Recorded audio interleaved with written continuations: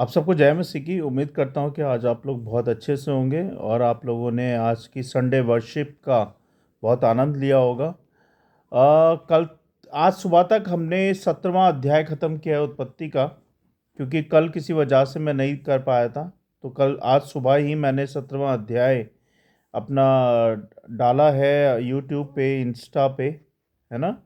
आप वहाँ से देख सकते हैं और सीख सकते हैं, सुन सकते हैं। और उम्मीद करता हूँ कि आप लोग सीख रहे हैं और मैं भी सीख रहा हूँ और मुझे भी बहुत मज़ा आ रहा है आप लोगों को सिखाने में। तो उत्पत्ति 18 अध्याय और 1 से लेकर 33 पद तक आज हम लोग पढ़ेंगे और फिर उसके बारे में जानेंगे कि उसमें क्या क्या लिखा हुआ है और हमें क्या सीखने की ज़रूरत है। आइए, इससे पहले कि हम लोग बाइबल के पदों में जाएं, वर्ष में जाएं, हम छोटी सी प्रार्थना करते हैं। धन्यवाद पिता परमेश्वर कि आपने आज का दिन दिया हमें, कि हम आनंद मना पाएँ, आपकी वर्शिप कर पाएँ, खुद को आराम दे पाएँ। इसके लिए धन्यवाद प्रभु जी। धन्यवाद प्रभु कि आपने हर वक्त हर पल हमें संभाला है, हमारा ध्यान रखा है। बहुत बहुत धन्यवाद परमेश्वर। आप जैसा प्रेम ना किसी ने किया है, ना कोई करेगा प्रभु जी, जैसा प्रेम आपने किया है प्रभु। आप मेरे पापों के लिए मारे गए, गाड़े गए और तीसरे दिन जीवित हो गए। आप मेरे पापों की वजह से सूली पे चढ़े परमेश्वर। धन्यवाद देता हूँ प्रभु, हर एक आशीष के लिए, अभी तक संभालने के लिए, हर बात से हमारा ख्याल रखने के लिए बहुत बहुत धन्यवाद। होने दे प्रभु कि हम जब आपका वचन पढ़ते हैं, मनन करते हैं, सुनते हैं, समझते हैं, तो हमारे ध्यान को, हमारे मन को, हमारे फोकस को अपने वचन की ओर लगाएं और हमें बुद्धि समझ ज्ञान दे प्रभु कि हम आपके वचन को पढ़ के, समझ के, सुन के उस पर चलने वाले बने और दूसरों को बताने वाले बने प्रभु जी। मेरे मुंह के शब्द आपको ग्रहण योग्य हो। आप सहायता मदद करें। हम इस वीडियो कॉन्फ्रेंसिंग को आपके हाथों में सौंपते हैं, आप देखे संभालें, प्रभु यीशु मसीह के नाम से, आमीन। तो हम बात कर रहे थे उत्पत्ति 18 अध्याय की 1 से लेकर 33 पद तक, जिसमें इस प्रकार से लिखा हुआ है। इब्राहिम मार्मे के बांजों के बीच कड़ी धूप के समय तंबू के द्वार पर बैठा हुआ था। तब यहोवा ने उसे दर्शन दिया और उसने आंख उठाकर दृष्टि की तो क्या देखा कि 3 पुरुष उसके सामने खड़े हैं। जब उसने उन्हें देखा तब वह उनसे भेंट करने के लिए तंबू के द्वार से दौड़ा और भूमि पर गिरकर दंडवत की ओर कहने लगा, हे प्रभु, यदि मुझ पर तेरे अनुग्रह की दृष्टि है तो मैं विनती करता हूँ कि अपने दास के पास से चले ना जाना। मैं थोड़ा सा जल लाता हूँ और आप अपने पांव धोकर इस वृक्ष के तले विश्राम करें। फिर मैं एक टुकड़ा रोटी ले आऊं और उसे आप अपने जीव को तृप्त करें, तब उसके पश्चात आगे बढ़ें, क्योंकि आप अपने दास के पास इसलिए पधारे हैं। उन्होंने कहा, जैसा तू कहता है वैसा ही कर। अब्राहम ने तंबू में सारा के पास फुर्ती से जाकर कहा, 3 सौआ मैदा फुर्ती से गूंद और फुलके बना। फिर इब्राहिम गाय बैल के झुंड में दौड़ा और एक कोमल और अच्छा बछड़ा लेकर अपने सेवक को दिया और उसने फुर्ती से उसको पकाया। तब उसने मक्खन और दूध और वह बछड़ा जो उसने पकाया था वे कर उनके आगे परोस दिया और आप वृक्ष के तले उनके पास खड़ा रहा और वे खाने लगे। उन्होंने उससे पूछा, तेरी पत्नी सारा कहाँ है? उसने कहा, वह तो तंबू में है। उसने कहा, मैं वसंत ऋतु में निश्चय तेरे पास फिर आऊँगा, तब तेरी पत्नी सारा के एक पुत्र उत्पन्न होगा। और सारा तंबू के द्वार पर जो इब्राहिम के पीछे था सुन ही रही थी। इब्राहिम और सारा दोनों बहुत बूढ़े थे और सारा का स्त्री धर्म बंद हो गया था। सो सारा मन में हंस कर कहने लगी, मैं तो बूढ़ी हूँ और मेरा पति भी बूढ़ा है, तो क्या मुझे ये सुख होगा? तब यहोवा ने इब्राहिम से कहा, सारा ये कहकर क्यों हंसी कि क्या मेरे जो ऐसी बुढ़िया हो गई हूँ, सचमुच एक पुत्र उत्पन्न होगा? यहाँ पे भाइयों सारा भी विश्वास नहीं कर रही है, क्योंकि उसकी उम्र 99 वर्ष की है। और वो इस प्रभु ने जब उसे बोला है कि तुझे पुत्र होगा, तो सारा इस वक्त अपने यही सोच रही है कि कैसे, है ना? क्या यहोवा के लिए कोई काम कठिन है?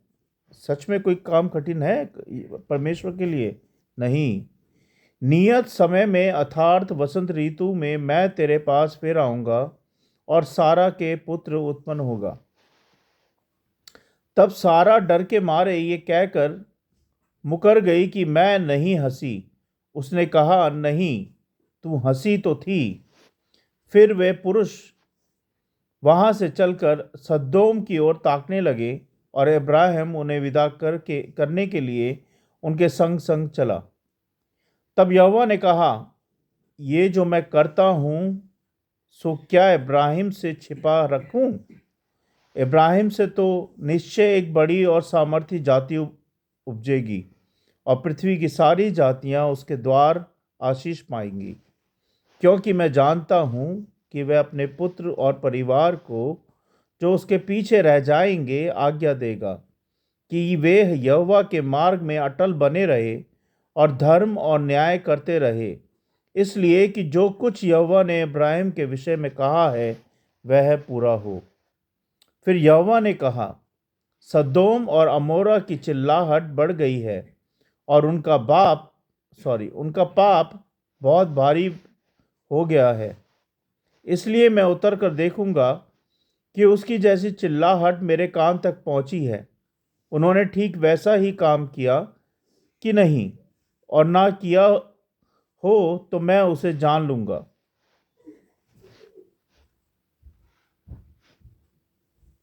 वे पुरुष वहां से मुड़ के सदोम की ओर जाने लगे, पर इब्राहिम यहोवा के आगे खड़ा रह गया। तब इब्राहिम उसके समीप जाकर कहने लगा,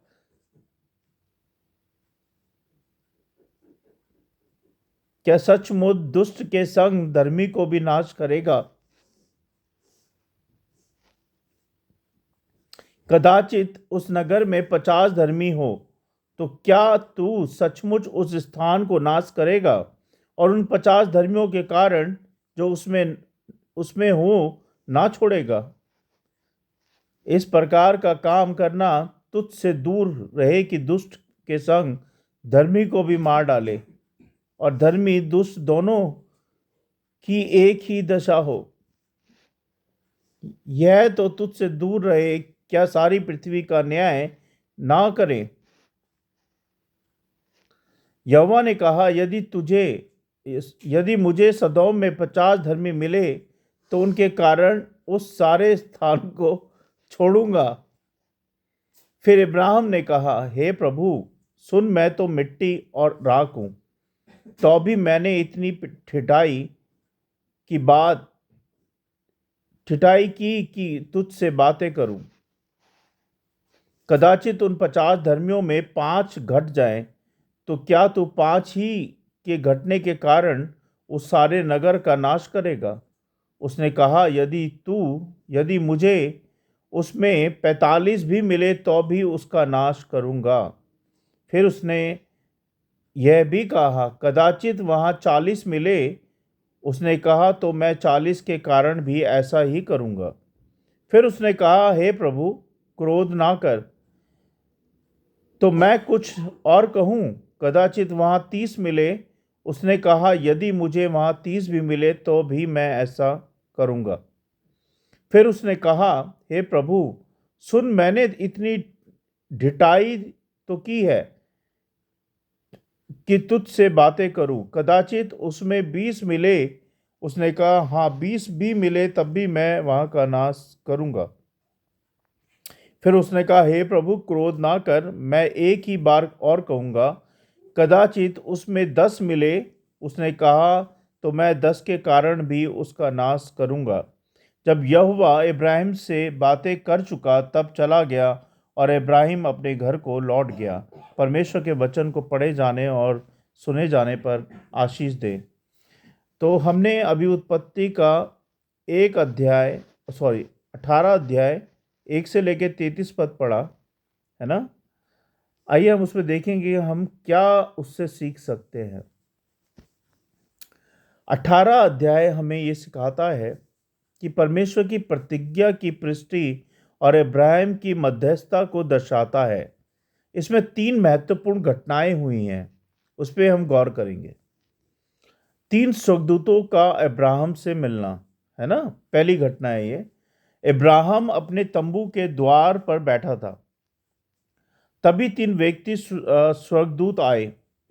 इब्राहिम ने स्वागत किया, उसके पांव धोए और क्या किया, उन्हें भोजन कराया। उसमें से एक व्यक्ति जो स्वयं यहोवा था,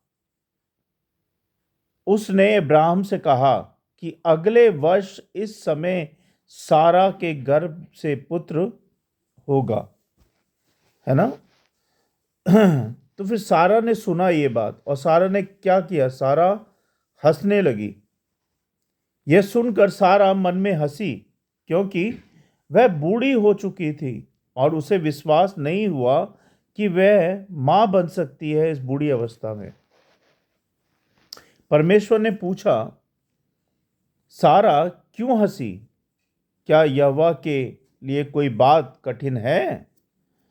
तो ये दिखाता है कि परमेश्वर असंभव को भी संभव कर सकता है, क्योंकि परमेश्वर के लिए कोई भी बात कठिन नहीं है, असंभव नहीं है। तीसरी बात हमने क्या देखी, सदोम और अमोरा के लिए इब्राहिम की मध्यस्थता। यानी परमेश्वर ने इब्राहिम को बताया कि सदोम और अमोरा के पाप बहुत बढ़ गए हैं और उन्हें वह नष्ट करने जा रहा है। इब्राहिम ने विनती की, यदि वहाँ 50 भी लोग हों तो क्या तू वहाँ पे उस नगर को नहीं बचाएगा? तो परमेश्वर ने उत्तर दिया, हाँ, 50 धर्मियों के नगर को भी मैं नष्ट कर दूंगा। फिर ऐसे ही इब्राहिम पूछता है, 45 हो, 40 हो, 30 हो, 20 हो या 10 हो, तब भी क्या तू नष्ट करेगा? तो परमेश्वर कहता, हाँ, मैं तब भी उस नगर को नष्ट, क्या कहता परमेश्वर, यदि इतने धर्मी मिल जाए तो वह नगर को नष्ट नहीं करेगा। परमेश्वर ने हर बार की तरह यही कहा कि मैं नष्ट करूंगा। तो इसमें इसमें हमने एक तो देखा कि अतिथि और उसका आदर कैसे किया इब्राहिम ने। कई बार हम लोग अतिथि को देख के मन ही मन कुड़कुड़ाने लगते हैं कि यार ये ऐसे समय में आ गए, अब इनके लिए बनाना पड़ेगा, खिलाना पड़ेगा, है ना। आज भी होता है ना, ये हमारे घरों में अगर कोई अचानक से आ जाए तो हम लोग कुड़कुड़ाने लगते हैं, यार कैसे इसको खिलाएंगे पिलाएंगे, कैसे क्या करेंगे, है ना। लेकिन इब्राहिम ने क्या किया, यहाँ पे हम इब्राहिम से सीख सकते हैं। इब्राहिम ने परमेश्वर के दूतों का स्वागत पूरी नम्रता और सम्मान से किया, जिससे उसकी भक्ति झलकती है ना, परमेश्वर के प्रति। और हमने ये भी देखा कि इसमें संदेह और आश्चर्य जो कि सारा के मन में था। सारा को विश्वास नहीं हुआ कि वह इतनी उम्र में संतान प्राप्त कर सकती है, इसलिए वो हंसी, है ना। परमेश्वर की महानता है इसमें, परमेश्वर महानता से बोलते हैं। परमेश्वर ने स्पष्ट किया कि उसके लिए कुछ भी असंभव नहीं है।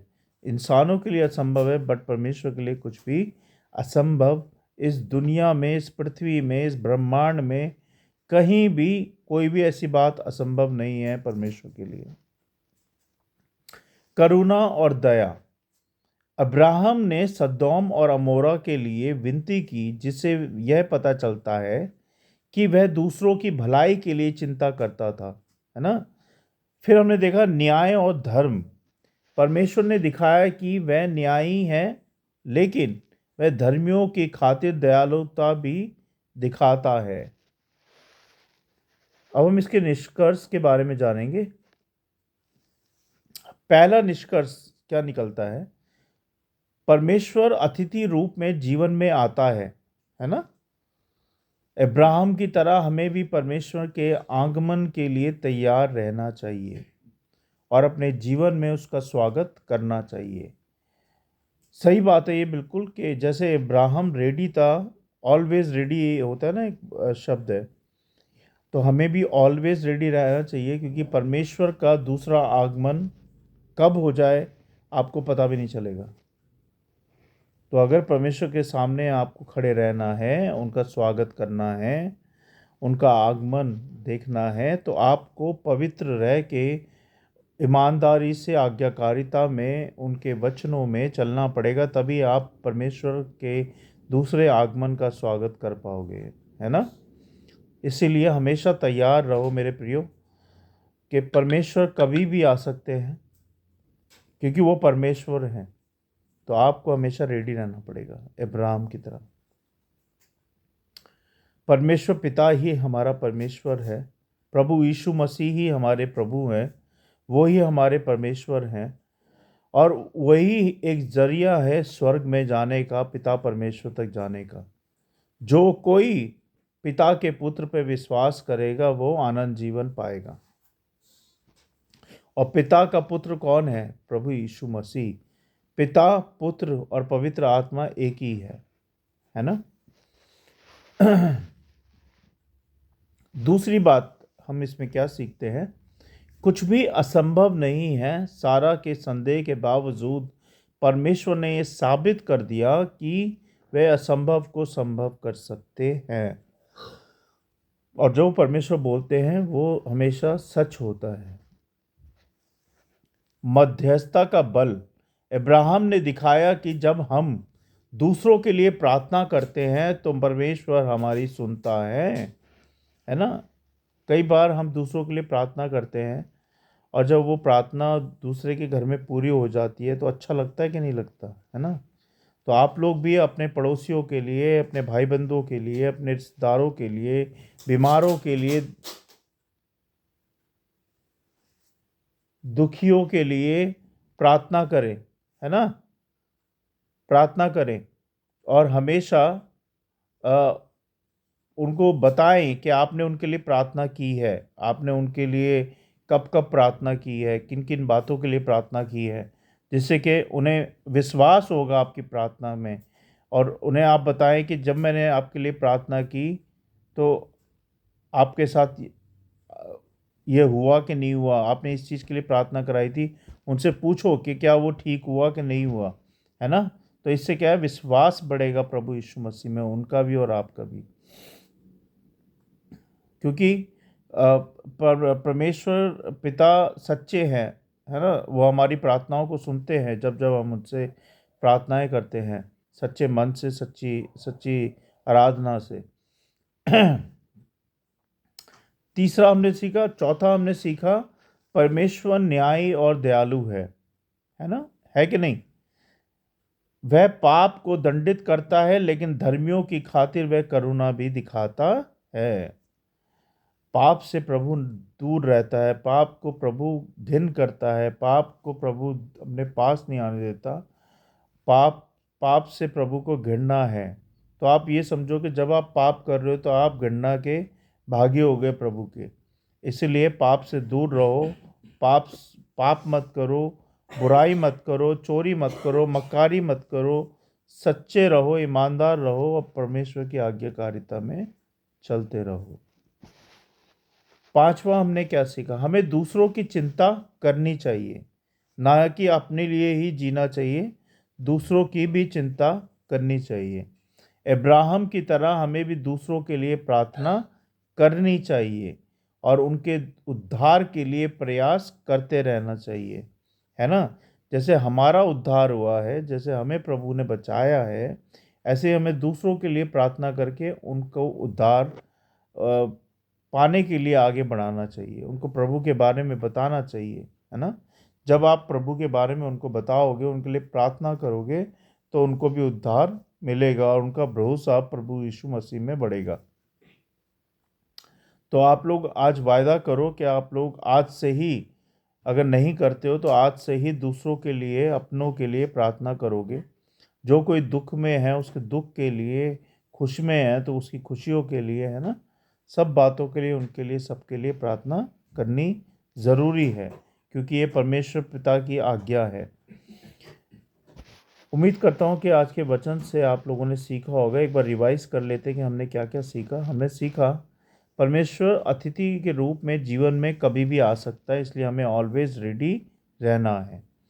कुछ भी असंभव नहीं है परमेश्वर के लिए, सब कुछ संभव है, ये भरोसा हमें हमेशा रखना है।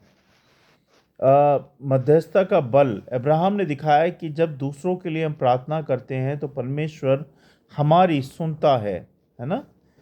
हमेशा परमेश्वर हमारी सुनता है जब हम दूसरों के लिए प्रार्थना करते हैं। मैं आपको एक बात बताता हूँ। कई बार क्या होता है कि मैं रास्ते से जब सुबह ऑफिस से निकल रहा होता हूँ तो मैं देखता हूँ कहीं किसी का एक्सीडेंट हो रहा है। सुबह शाम रात को जब भी मैं आ रहा जा रहा होता हूँ तो मैं देखता हूँ कहीं से अर्थी आ रही होती है ना। कोई किसी का मर गया तो रास्ते में उसको लेके जा रहे हैं। मैं मन ही मन प्रार्थना करता हूँ कि परमेश्वर इसकी आत्मा को शांति दें और उसके परिवार में शांति दें। और ये मेरा रूटीन है। अगर मैं किसी को देख लेता हूँ, किसी की डेथ हुई है, रास्ते में रोड पे है, तो मैं मन ही मन चल रहा हूँ लेकिन मैं प्रार्थना करता हुआ जा रहा हूँ। मैं किसी शराबी को पड़ा देखता हूँ, उसके लिए प्रार्थना करता हूँ। मैं किसी एक्सीडेंट में देखता हूँ तो मैं उसके लिए मन में प्रार्थना करता हूँ।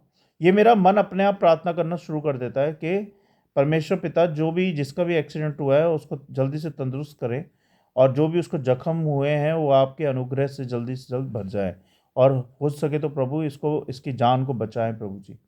तो ये मेरी प्रार्थना ना रास्ते में चलती रहती है। कहीं भी कुछ भी मैं देख लेता हूँ तो मैं, ज़रूरी नहीं है मैं वहाँ जाके प्रार्थना करूँ। मैं जब वहाँ से निकल रहा हूँ तो मन में उनके लिए प्रार्थना मैं कर देता हूँ, चाहे वो कोई भी हो, एक्स एक्स वाई जेड। ये नहीं कि हमारा अपना ही है, हमें उनके लिए प्रार्थना करना है, हमें सबके लिए प्रार्थना करना है। आपको लगे रास्ते में कि किसी को प्रार्थना की ज़रूरत है आपकी, तो ज़रूरी नहीं है, अगर आप वहाँ पास नहीं जा सकते तो दूर से खड़े होकर भी आप उनके लिए प्रार्थना कर सकते हैं। और प्रार्थना में बहुत दम होता है, जैसे कि वचन में लिखा है, जब आप दूसरों के लिए प्रार्थना करते हो तो परमेश्वर पिता उस प्रार्थना को पूरा भी करते हैं और वो खुश भी होते हैं। और ये मैं आज से नहीं कर रहा हूँ, जब से मैं प्रभु में आया हूँ, जब भी मैंने कोई दुर्घटना, कोई प्रॉब्लम सड़क पे देखी है, मेरा मन ऑटोमेटिकली प्रार्थना में चला जाता है। मैं चल रहा हूँ लेकिन मैं प्रार्थना करते आ रहा हूँ अंदर ही अंदर। तो ये आप लोग भी, हो सके तो आप लोग भी इसको रूटीन में लाएं कि जब भी आप देखो किसी रोड पे कुछ भी, उनके लिए प्रार्थना करो। जा नहीं सकते पास में, दूर से कर लो, तब भी परमेश्वर आपकी प्रार्थना को सुनेगा, है ना। ये मेरा अपना एक्सपीरियंस है जो मैंने आपके साथ शेयर किया, और उम्मीद करता हूँ कि आपने आज बहुत कुछ सीखा होगा वचनों से। और अगर आपके कुछ क्वेश्चन हैं, कोई प्रार्थना है, तो आप मुझे बता सकते हैं, मेरे साथ शेयर कर सकते हैं। मैं आपके लिए प्रार्थना भी करूँगा, और आपके आपके परेशानियों, आपके दुख, आपके आपके जो भी प्रॉब्लम है मेरे साथ शेयर कर सकते हैं। ऐसी कोई बात नहीं है, मैं आपके भाई की तरह हूँ और आप मुझे बता सकते हैं। आइए हम सब मिलकर प्रार्थना करेंगे। परमेश्वर पिता, हम धन्यवाद देते हैं कि आपने हमारे लिए रास्ते खोले अपनी सेवा के लिए। कई बार प्रभु मैंने आपसे मांगा है कि प्रभु मेरे लिए रास्ता खोल के मैं तेरी सेवा कर पाऊँ। तो तूने मेरे लिए एक रास्ता खोला कि मैं ऑनलाइन जाके लोगों को तेरे बारे में, तेरे वचन के बारे में बताऊँ। इसके लिए बहुत बहुत धन्यवाद प्रभु जी। तूने समझ दी, बुद्धि दी, ज्ञान दे प्रभु, कि जिससे कि तेरे वचन को मैं समझ के दूसरों को बता पाऊँ। मुझसे कुछ गलती हो गई हो तो मुझे माफ़ करना परमेश्वर। बहुत बहुत धन्यवाद प्रभु, आपने मेरे बच्चों का ख्याल रखा, मेरे परिवार का ख्याल रखा। शैतान तो चाहता है प्रभु कि मेरा परिवार बिखर जाए, हम शैतान के हाथों में चले जाएं, लेकिन आपका अनुग्रह, आपकी आशीषें, आपका आपका वचन हमें बचाता है प्रभु। होने दे प्रभु कि हम सही रास्ते पे हमेशा चलते जाएं। हम धर्मी बने रहें, ना कि अधर्मी प्रभु जी। हम पाप से दूर रहें प्रभु, हम पापी ना बने परमेश्वर। हमारे जवान से हमेशा ब्लेसिंग्स निकले, हमारी जवान से हमेशा तेरा नाम निकले, तेरा तेरा ऊंचा नाम हो प्रभु। हमारी सहायता करके हम तेरे वचन में, तेरे तेरे अनुग्रह में सदा बने रहें। मैं और मेरा पूरा परिवार बना रहे प्रभु जी। बहुत बहुत धन्यवाद प्रभु कि आपने हमें इस्तेमाल किया है अपनी सेवाओं के लिए। बहुत बहुत धन्यवाद परमेश्वर। और जो लोग मुझे देख रहे हैं, सुन रहे हैं प्रभु, उन लोगों को भी आशीषित करें, उन लोगों को भी इस्तेमाल करें अपनी सेवा के लिए। जो लोग आगे बढ़ना चाहते हैं तेरी सेवा में, उनको आगे बढ़ाएं प्रभु जी। जो लोग इस्तेमाल होना चाहते हैं प्रभु जी, उनको इस्तेमाल करें प्रभु जी, उनकी सहायता करें। और जिन लोगों के पास कामकाज नहीं है, दुख में है, मुसीबत में है, खाने को नहीं है, पहनने को नहीं है, रहने को नहीं है, उन सबको दे परमेश्वर। सबकी सहायता मदद करें प्रभु जी। बहुत बहुत धन्यवाद प्रभु, एक बार फिर से हमें संभालने के लिए, हर बात से हमारा ख्याल रखने के लिए, हर चीज़ से हमें तृप्त करने के लिए बहुत बहुत धन्यवाद। आज के खाने के लिए, आज के पहनने के लिए, हर आनंद के लिए धन्यवाद प्रभु जी। बहुत बहुत धन्यवाद प्रभु। आपका वचन करोड़ों गुना प्रभु फैले। जिन लोगों ने सुना है और जिन लोगों ने नहीं भी सुना है प्रभु, उन लोगों तक ये वचन पहुंचाया जाए प्रभु, पहुंच जाए। ऐसा होने दे प्रभु। शैतान के हाथों से इन वचनों को हम सबको बचाएं प्रभु जी, और इस वीडियो सभा को बचाएं। जब मैं ये वीडियो लोड करता हूं प्रभु इंस्टाग्राम पे, यूट्यूब पे प्रभु, तो हमारी सहायता करेंगे इन वीडियो को बहुताई से बहुत बहुत लोग देख पाए प्रभु जी। जिससे कि जैसे हम बचे हैं, हमारा उद्धार हुआ है, वैसे ही बाकियों का भी उद्धार हो पाए, बाकी भी आपका वचन आपको जान पाए प्रभु जी। इस वीडियो को और इन वचनों को और हम सबको आपके हाथों में देते हैं प्रभु। आप देके संभाले प्रभु, यीशु नासी के नाम से मांगते हैं, आमीन। तो आप सबको जय मसीह की। God bless you all. और हम कल फिर मिलेंगे 19 अध्याय उत्पत्ति के साथ, और फिर से हम सीखेंगे नया कुछ। आप लोग के पास भी कुछ नया कुछ है बताने के लिए या अपनी टेस्ट मनी शेयर करने के लिए, तो आप मेरे इंस्टाग्राम के पेज पे शेयर कर सकते हैं। मैं आपकी टेस्ट मनी को अपने इंस्टाग्राम के पेज पे शेयर करूंगा, अपने यूट्यूब चैनल पे करूंगा। तो प्लीज़ प्लीज़ इस वीडियो को ज़्यादा से ज़्यादा लोगों तक शेयर करें, जिससे कि जैसे आपका उद्धार हुआ है, ऐसे उन लोगों का भी उद्धार हो पाए। God bless you all. जय मसीह की। Praise the Lord.